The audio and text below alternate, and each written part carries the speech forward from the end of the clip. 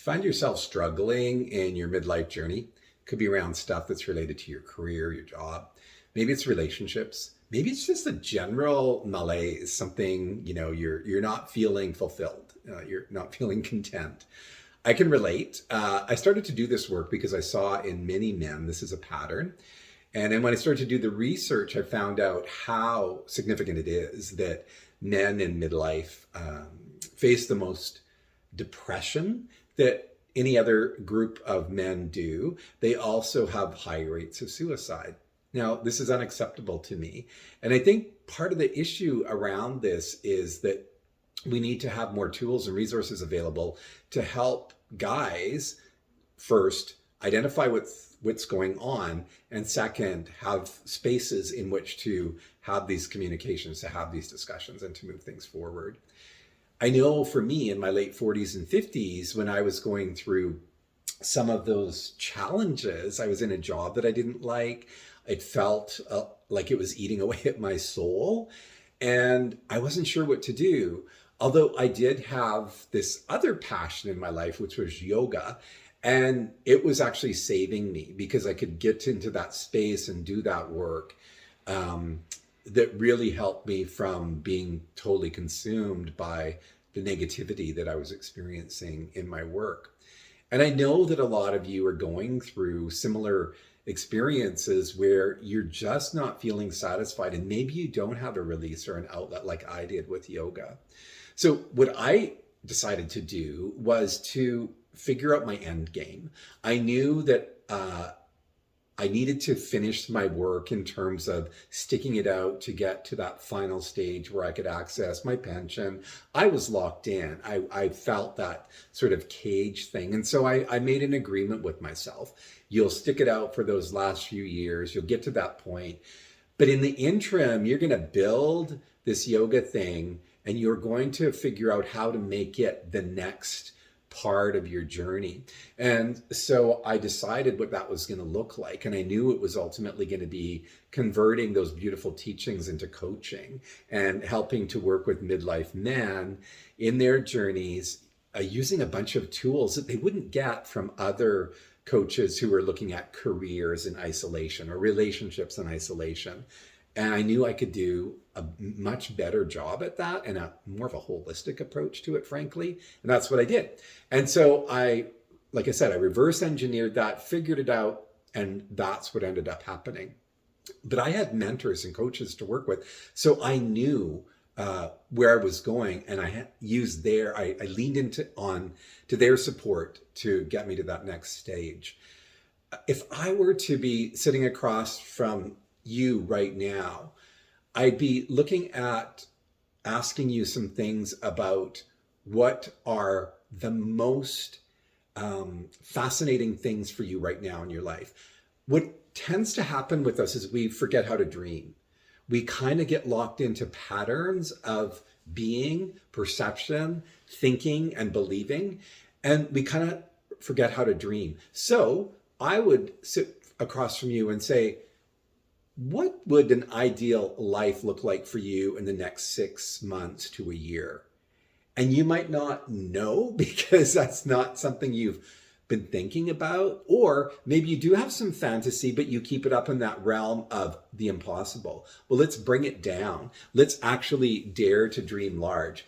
And when you do that, you start to release some of that creative force, some of that internal drive and desire to continue to be fulfilled in your life, to figure out what that's going to look like, to know that what you've been doing so far isn't what needs to be the future for you.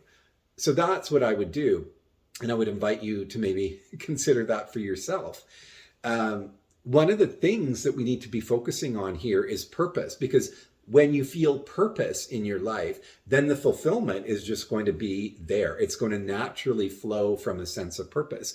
Most of us end up in midlife and we feel like we're kind of not hitting the mark. We don't know why, because it's a deep felt disconnection that's going on. And we internalize that. And that's fine, but we don't need to stay there. We can move forward.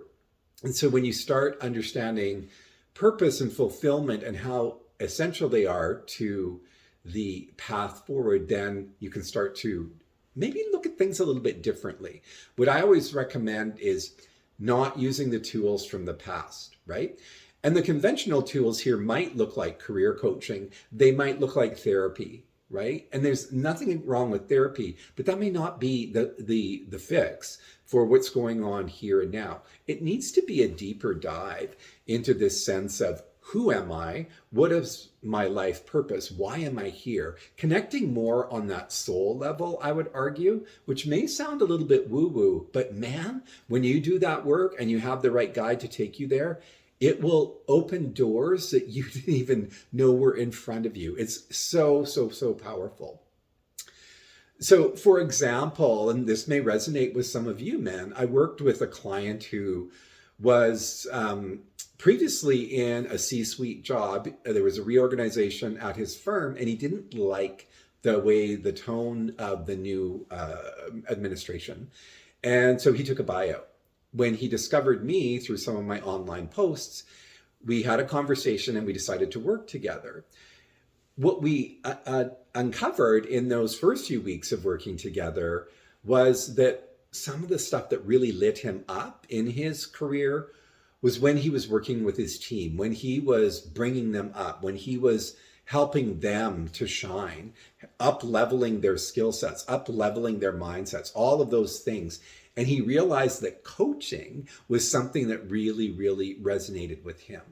And so as we worked together and derived a plan and we looked at his purpose, and because the career is one thing, yes, but the purpose is much bigger than that, right? We looked at all of those aspects. And after 3 or so months of working together, he was ready to move forward in an executive coaching role. And that's what he does today. He works with others who were previously who are in the C-suites where he was previously situated. And he helps to level them up, to bring them to the next level of their careers. Amazing success. So that's something that may resonate with you. Wherever you are now, there may be things in that specific career path that you can bring to another iteration of your being. Or look, it may be something entirely new.